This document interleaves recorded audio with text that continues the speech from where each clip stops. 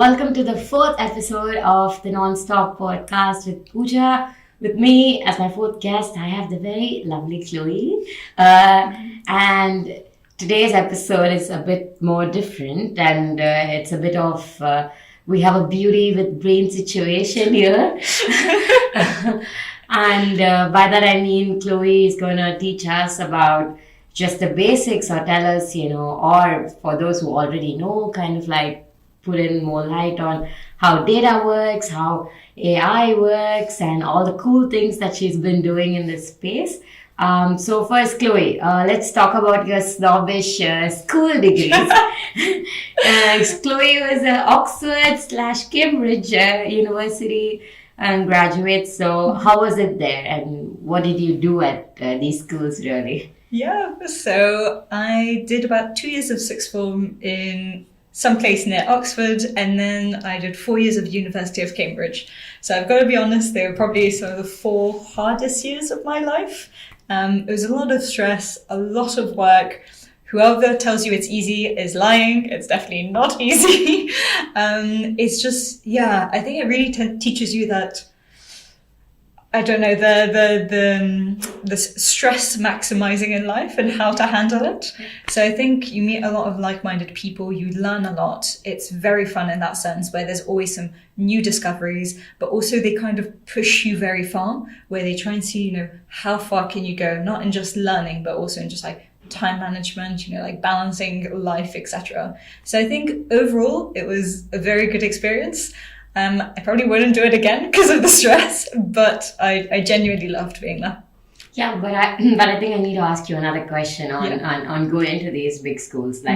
So who do you really meet at these schools? Do you know of anybody that you did come across who wasn't already a mentor for you, or do you have a peer who's made it to, Forbes under 30 record? So what was your kind of like sense of inspiration or sense of like kind of mentorship in Cambridge? I think you meet a big variety of people. So I haven't met anybody in the Forbes under 30, but I think there's a lot of people who you learn from, come up quite a lot. So for example, my current flatmate, actually, I met in Cambridge, and she has such a resilient mentality where she's gone through a lot of things in life, and just seeing that resilience really inspires you to, okay, something's got you down, but you get back up, you keep going, you keep working hard. So that's like one person that I met who really inspired me. And then everybody else, I know people who did law, I know people who did, maths, people who did natural sciences. There's a lot of varieties of people who then go on to either do more research, which I very much admire, because I don't know how they can just keep putting all of that effort into, just researching something that's completely new, completely out of the blue. And then there's others, such as my lawyer friends, who would come home at 1 to 2 a.m. and I just think, how do you do it? So I think the biggest mentors I kind of have those who keep going, those who really have that resilient mindset, who won't give up, who really believe in what they're doing. And that's really inspiring. Just people who really believe in their mission. Yeah, I think that's kind of what we need to keep going as well. And but now let's just deep dive into your actual tech brain. So what do you do? And so we are at your office. Yep. So what do you do here, and how did you get here? Did you study mathematics, or what did you study at uni, and what got you here, and just general about what you've been up to? Yeah, so if we go right back at the start of the journey, so I was starting uni, I actually wanted to be a mechanical engineer. So I thought, what, I love space, but I don't really like the astrophysics side of it. I really liked the, more of the building of the space shuttle. So I was like, I'm going to become a space engineer, so I want to do mechanics. And in my first year of university, I was like, nope, that's not for me. That's not what I wanted to do. So I kind of switched over into information and electrical engineering, which is still quite different to what I do now, because now I do programming. And so in the whole course, it was a lot of maths, it was a lot of theory. And in my third and fourth year of university, I really thought, I want to do something that's more applied. I really want to see what I do being used on a daily basis, and something coming out quite quickly. So, not waiting 10 years for something to come out, but more waiting a few weeks. And so that's when I got into the software engineering side of things, where there's really that development of websites and apps, which is what my company currently does, and you deliver it quite quickly to the wider public. And so my company now, that's how I kind of came here. Their name is Thedo UK. So they work on mobile app development. And right now we're expanding into data as well. So what usually happens is you have people coming towards us where they're like, oh, we have this idea of something we want to do. Or we go to them and we're like, oh, we think there might be a gap in the market in what you're doing. And we kind of build the tool for them. We build the project for them. And I love that aspect of, going from the ground up, where you start from basically nothing up into something which is then released into production, and you can see like people using it, and it's amazing. So my current job here is, yes, I'm a tech lead, software developer, and a data engineer. You can tell it's a consultancy because I have multiple things in the title.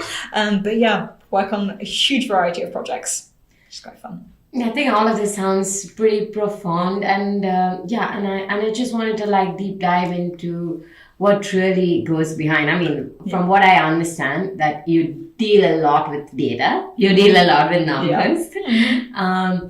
So I mean, for a fresher to just understand how artificial intelligence work. I mean, data is a subject that again we can keep talking about, and it's very evocative. And now everybody is like, especially in the legal field, there's a lot of regulations on artificial intelligence. Yeah. Maybe even 2 years ago, artificial intelligence was still a very, narrow subject. People are still conservative about using it in their day-to-day life.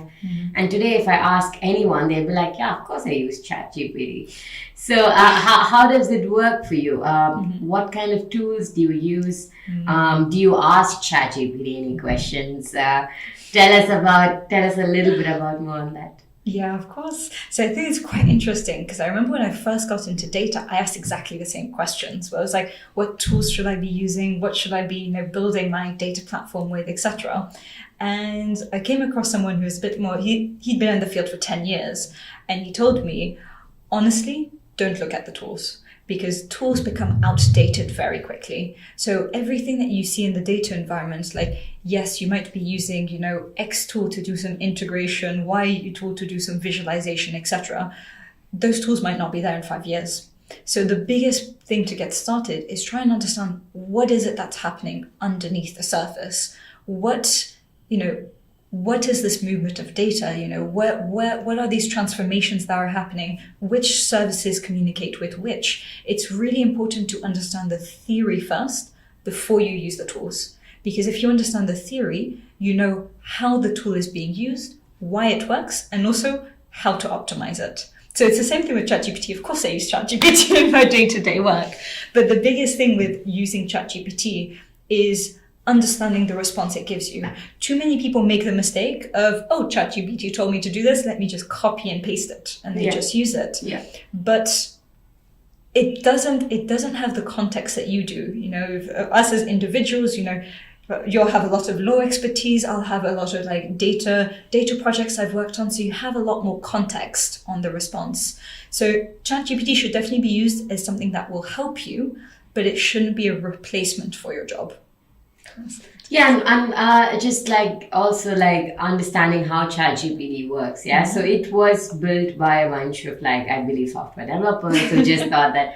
So let us also know how much information is being fed on these platforms, for it to replicate at a millisecond or a nanosecond. So tell us about how it could also work in the future, and how developed is it going to get, and how accurate it's going to get. And now it's very certain that if somebody is copy pasting something from ChatGPT, it's so evident. Yeah. So will we have a more transparent level of accuracy, in terms of if with the growth of AI, do you think that growth is sooner rather than later? What's your opinion on that? Yeah, so I think it's definitely going to keep getting better because the main reasoning, so when you're looking at these models, so they're large language models, when you're looking at it, it's trained on a massive data set. So I don't remember exactly the numbers of it, but it's got a lot of training data behind it that it's kind of being training for, it's optimized for. And also when you type things, you have context windows as well. So it's got all of this training data, but it's also going to see things that you've given it beforehand. So there's a subsection of, it's just large language models and models in general, which is called prompt engineering. It's when you're optimizing the model to give you a more effective response based on the way that you're conversing with it. And that's really utilizing that context window that comes with it. So what's happening with all these models is they're getting better because they're having so much more training data behind it as well. Among other things, they're being optimized, etc. But just the amount of data that they're being trained on keeps growing, and so models are going to keep getting better. And the interesting thing you see now is people talk a lot about ChatGPT, ChatGPT is amazing, etc. ChatGPT is a paid service, but then you also have all the open source large language models that are out there. So there's Mistral is coming up really fast, where they're releasing new models which are they haven't reached the level of GPT yet, but they're catching up. So and those are things that are completely free to use. So that's what's quite interesting to see. And yeah, I mean, for me, it's also a bit of like, from a business point of view, I mean, all these open sources, how do they really profit from it? Like, I mean, going forward, we are going to have more advanced ChatGPT, of course, and the premium version is going to be, a usable, a basic version. I mean, probably we're not going to have to pay at all, because most things are going to be open source.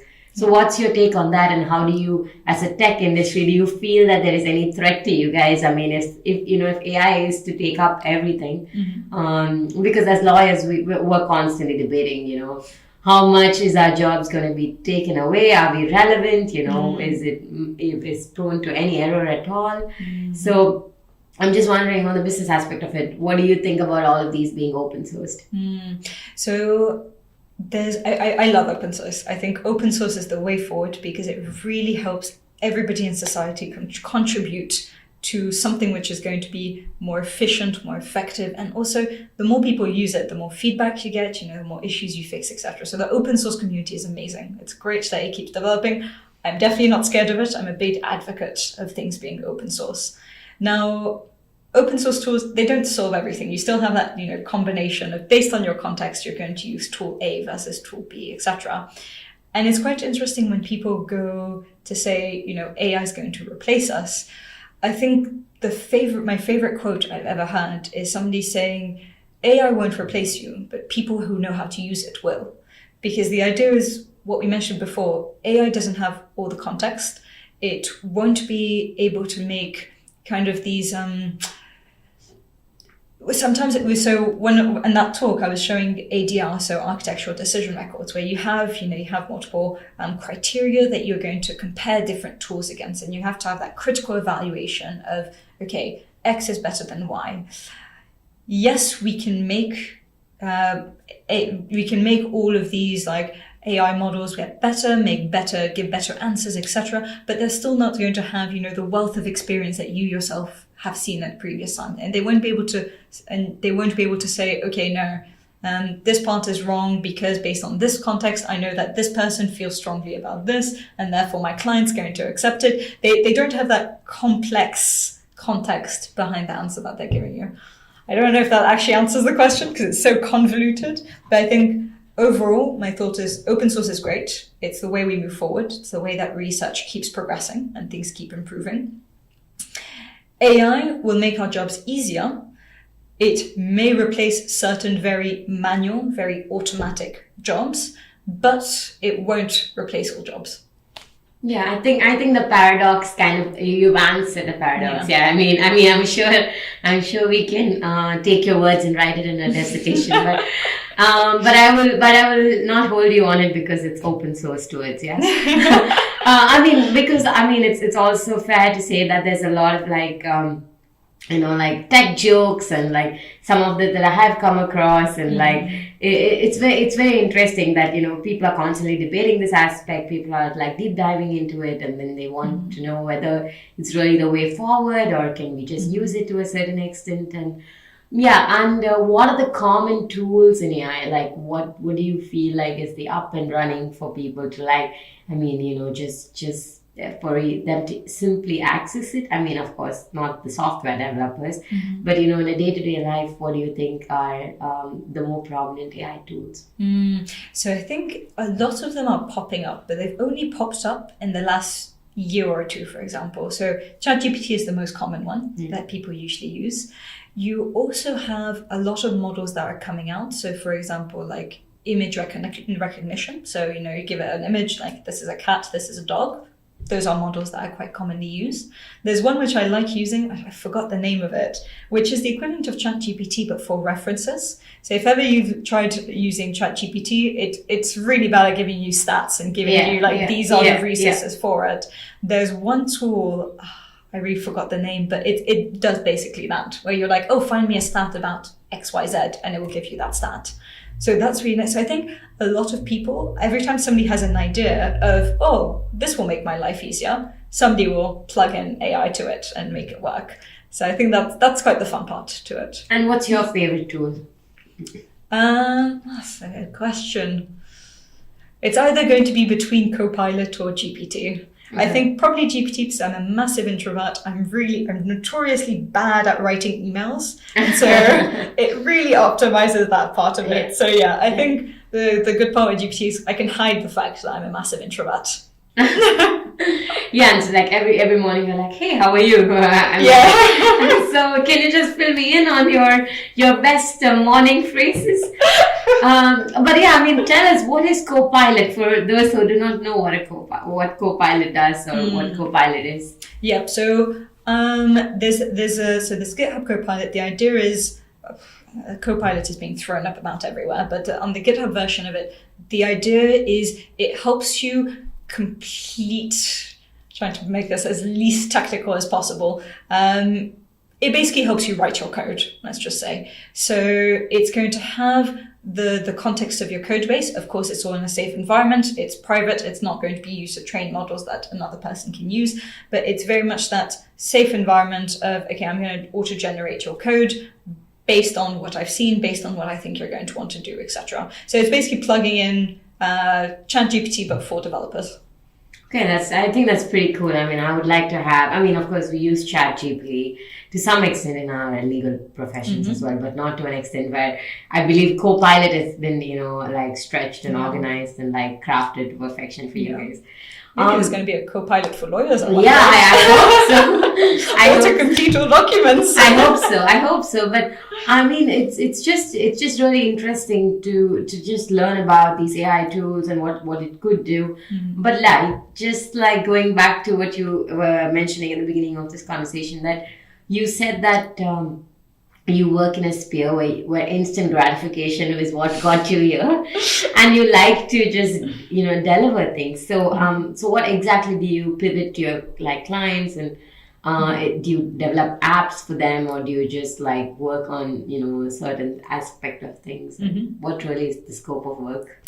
So I can't say anything specific because of all of the NDAs, but let me think. So we've done things across, my very first project was an e-commerce platform. So it was very fun because it was building a website for kind of somebody who had actually raised their own funds to bring this platform out. So that was built within the span of 6 weeks, which was quite cool. Wow. That was really fun. Wow.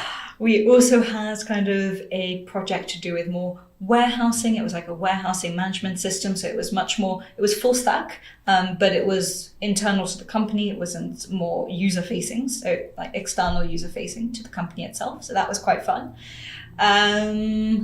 Also, I think the biggest project I had was a 1-year project on an airline backend migration. So they were migrating their whole system into a more modern stack. And I was working on the payment system. So I was migrating over the payment system from their old kind of monolith C# code base over to kind of the brand new serverless TypeScript code base. So that was quite fun. And right now working a lot more on data. So my last one was building a data platform to help optimize some management and also enable the company to add AI on top of it.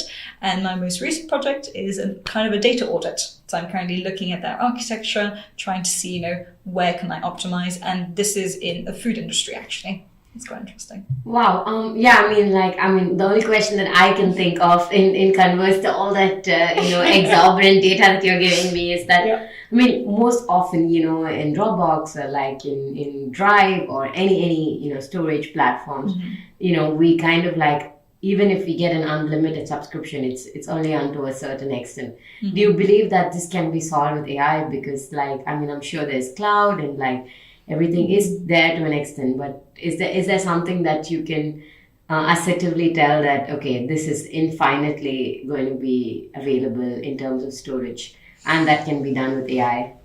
I think AI isn't the end-all solution to kind of everything that's out there. So I think it will never solve a problem completely, because for storage you still need a physical server somewhere which is going to store your information, and that costs money because it's electricity, you need to have those servers running, etc. There's always a cost associated to it.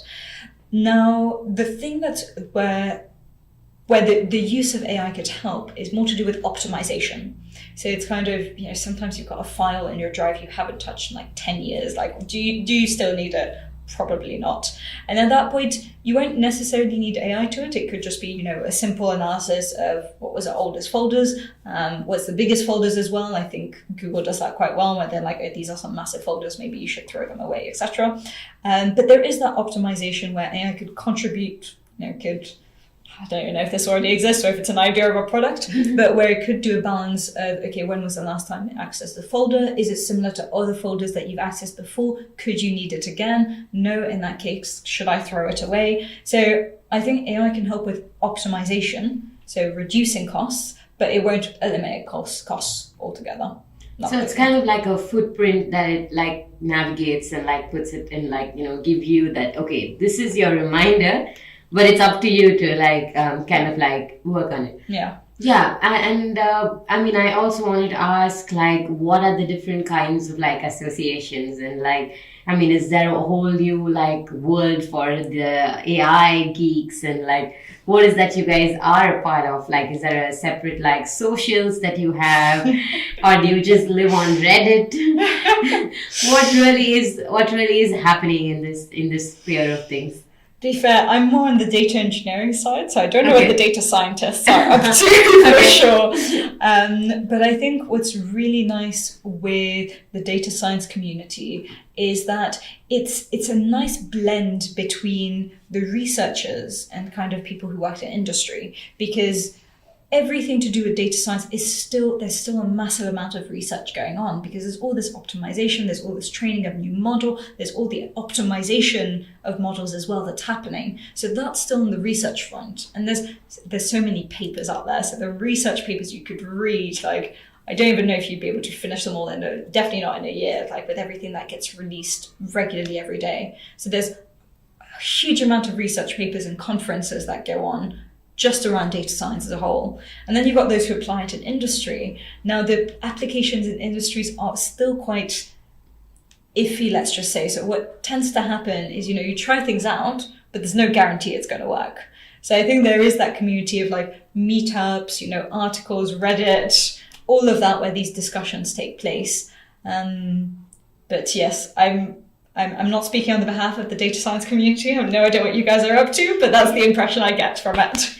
Yeah, makes sense. And I'm just going to throw another word that, of course, I'm oblivious to. So what really is your thought process on blockchain? I'm not sure how relevant it is. Yeah. But it's only fair for me to ask that. Yeah, so I'm not going to dig too much into it, because it's not something that I've regularly used either, but there's a big debate on whether blockchain is dying or not. So a few years ago, I think you saw it everywhere. You saw the application of blockchain, you should use blockchain in your applications, etc. That's really started to die off. So it's one of those things which was a big peak of everybody wants to do it, and then kind of that momentum died down, and it's applied a lot less nowadays. So personally, honestly, I haven't actually seen blockchain being referred to in maybe over a year at this point.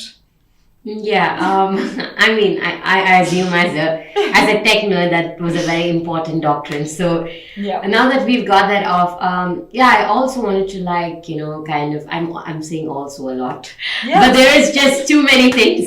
It's like a network of things that I have to ask out. So in terms of just regular understanding of how data works, what would you say in very simple terms or words? So to just kind of give a preamble to that, people often think that data solves everything. They're like, what, if I apply data, my problem's not going to be solved. If I apply, data will just appear, data is there, etc. So the analogy I really like to use is data as a river. So there in a river, you have the source, you've got the river itself. The river might branch off into different directions. There might be fish in the river. You have to go fish them. There might be other things in the river that you can use. Like there's also, if you take water from the source, you might be able to drink from it. All of these different cases, the river can be used for something. So firstly, the river has to have a source. It has to originate from something. Same thing with data. It needs to originate from something. You can't make data out of nothing. So that's the first thing to it. Then you've got the river itself. So you can potentially deviate the river. You can split it off. You can make canals. So that's where, you're utilizing your data. You might be transforming it into something. You might be branching it off into different domains of your company. Maybe, I don't know, you've got, let's take the airline example, you've got the payments, you've got, the customer acquisition, you've got all of these. They might be wanting different parts of that data stream. Then you've got, there's fish in the river, you want to go fishing. You actually have to do something to extract that information and turn it into something useful. Or, I don't know, maybe you've got like a mill that's also using the water, etc. So the data's there. The data can be split into streams, but then you have to actively use that data for something. So that's kind of the data visualization aspect of it. Or you might even have some transformation into something that's useful. So to summarize, river analogy, source, splitting into different domains, and utilizing it for something else. Data, source, different domains use that data. There's that transformation, so the extraction and transformation, and then there's the visualization aspect of it. So that's kind of the analogy that I like to use. I think that was a very, very flowing analogy, if I may say so. Also, I'm just curious in terms of how, privacy is a huge thing in today's times and world, and not just personal privacy, but also data privacy. Yeah.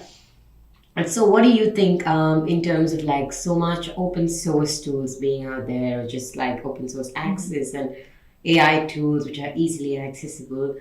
And if, for example, if I am to create something that I'm using an open source tool with, will I be eligible to make it proprietary to myself? Or do you just think that these are just, some kind of commodity that you use in your business? And then, it's just a mere services that you're doing. Ideally, the question is, do you categorize yourself as a service provider, or do you categorize yourself as a proprietor to some kind of knowledge how? So when you are using open source tools, it's always clear whenever you... So if you take, let's say, Airbyte, for example, you've got... It's open source. You have to then deploy it, or you use their own hosted version of things. Now, it's always respectful to the community to say when you've used something, because it's very much trying to give themselves, that visibility of, by the way, I'm using this tool. So even when you have your own architecture that might combine multiple open source tools, you usually look at the README and it's got, listed, I'm using these sort of open source tools. In terms of that kind of privacy and making sure data remains, within your organization, the thing that's important is that whenever you're using something open source, you've got to deploy it somewhere. You have to have an infrastructure that will host it. And that infrastructure is what needs to be secure. So if you're deploying it in the cloud, you need to make sure that you've got, the correct configuration to just make sure that you've got no risk of a data breach or anything like that. So I think your infrastructure is exceptionally important. But I think to answer the question directly, It's when you use open source tools, the reason that they're open source is to make sure that everybody can use them. It's always good to give credit to them when it is due, but you're integrating it into a product that you then develop. Which I assume is proprietary, yeah? Okay. So you will classify yourself as a service provider. If I understand the full word of it, probably, but I might not have the same definition of it in my mind. But, yeah. All right. Well, so now, I'm it's only fair if I ask you some fun questions after all that heavy loaded information that I try to instill and play along and flowingly understand things. My brain's bursting at 6 p.m. Yeah, so tell us, what does Chloe read? What does she read? For leisure, other than data and all the research papers and the conferences and all the hustling. Because this again is a podcast about women for women and how cool you are and what you do in a very threshold for cool. So what do you read in general? What really it could be I'm always interested in something really sporty and I do a mind numbing work where I just focus on analytical aspect of life and things. So, what is your, kind of escape to life and things? Oh, escape in life.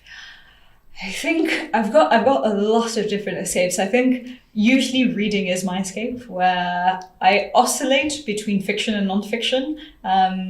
Mostly because I feel guilty if I read too much fiction, and I'm no. I need to self-improve somehow. I need to read some sort of non-fiction. But I think at the moment, the biggest thing that's taking up my mind, my time is actually running. So I do a lot of half marathons. And recently with my partner, we've started a 16, 18 week plan to improve our PBs on half marathons. So according to the guide, according to the book, if I stick to this 18-week plan, I should hopefully be able to run a half marathon in an hour and 45 minutes. We're going to see if that's happened. I don't know how much I believe in it, but we'll see if sticking to the process hopefully works. You've collected a lot of data on that, yes. So I'm sure it will fall in place. So you are into running, and I assume, are you into any run clubs or? I wish. I think the problem is just finding the time. Yeah. It's by being busy all the time. It's either you find it in the early morning or in the evening. In the evening, you're so tired when you get home. I feel even we're talking about optimization of AI. I think even when I'm running, I optimize. I run to the office and run back from the office. So that I make sure using my time efficiently so I can sleep longer. Makes sense. And have you done any marathons? Are you preparing for one?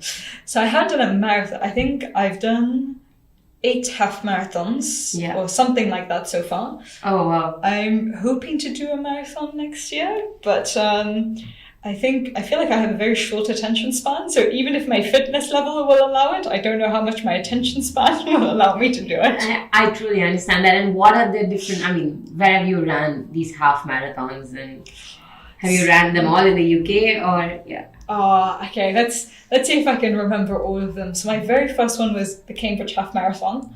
That was maybe 1 year ago, actually. So that was my first one. Then I ran the Royal Parks one. Then there was the Amsterdam Half Marathon.